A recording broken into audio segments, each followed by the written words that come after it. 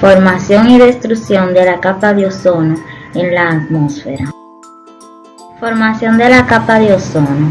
El ozono estratosférico se constituye en el principal filtro de la radiación ultravioleta que proviene del Sol, ya que si esta no es absorbida y alcanza la superficie de la Tierra, puede incrementar los casos de cáncer en la piel, cataratas y afectar el sistema inmunológico en los humanos. La absorción de radiación ultravioleta B por el ozono es una fuente de calentamiento de la estratosfera que contribuye a que en esta región se presenten incrementos a temperaturas con la altura. El ozono desempeña un papel importante en el control de la temperatura de la atmósfera terrestre. El ozono estratosférico se forma en la atmósfera cuando la radiación ultravioleta alcanza la baja estratosfera y disocia las moléculas de oxígeno en oxígeno atómico. El oxígeno atómico se combina rápidamente con otras moléculas de oxígeno para formar el ozono, de acuerdo al siguiente mecanismo de Chapman, 1930. Para romper el enlace de oxígeno, la energía solar debe ser fuerte, radiación ultravioleta con longitud de onda menor de 240 nanómetros, que pertenece a la categoría de la radiación ultravioleta C, que es la de mayor contenido energético de la radiación. Un nanómetro es una millonésima parte de un milímetro. Una fracción muy baja del ozono formado en la estratosfera puede ser transportada hacia la troposfera, influenciando las cantidades de ozono cercanas a la superficie. La interacción de la radiación ultravioleta con el oxígeno a la altura de la estratosfera produce continuamente ozono.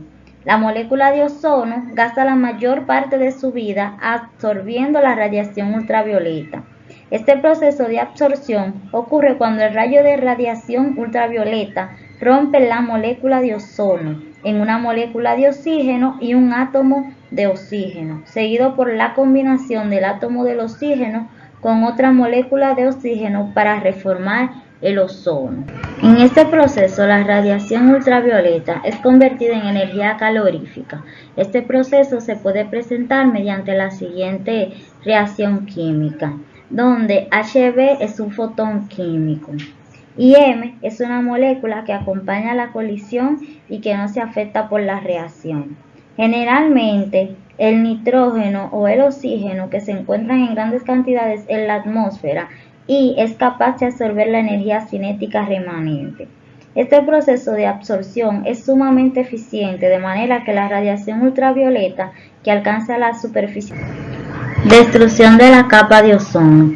El proceso de la destrucción de la capa de ozono comienza con la emisión en la superficie de la Tierra de gases que son fuente de compuestos halogenados que contienen principalmente cloro y bromo.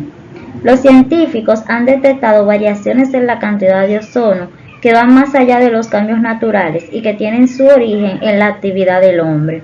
Ocurre que hace más de 50 años comenzamos a utilizar algunas sustancias químicas que destruyen el ozono y están haciendo que el escudo del que hablamos se está debilitando, formándose lo que denominamos un agujero de la capa de ozono, donde se producen reducciones anormales de la capa de ozono, fenómeno actual observado durante la primavera. El proceso de destrucción del ozono se inicia cuando de los gases fuentes de halógenos se desprenden elementos como el cloro y el bromo, por acción de la radiación ultravioleta.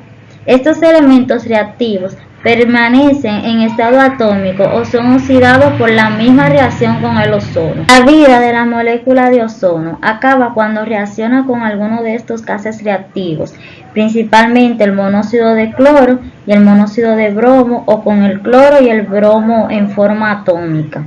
Estas reacciones de pérdida generalmente ocurren en presencia de catalizadores que pueden ser una especie halogenada, un radical de nitrógeno o un radical hidroxilo. En este proceso catalítico, la molécula de ozono se pierde mientras el catalizador se reforma para destruir otra molécula de ozono, recordando que un catalizador es una sustancia que facilita una reacción química pero que permanece inalterado o se reforma después de la reacción y de nuevo forma parte de otra reacción similar. Un ejemplo de esta reacción es aquella donde el monóxido de cloro o el cloro reacciona con un átomo de oxígeno para formar el cloro libre y el oxígeno molecular. el átomo de cloro reacciona entonces con una molécula de ozono para reformar el monóxido de cloro y el oxígeno. Esta reacción es muy importante en la estratosfera de las latitudes medias,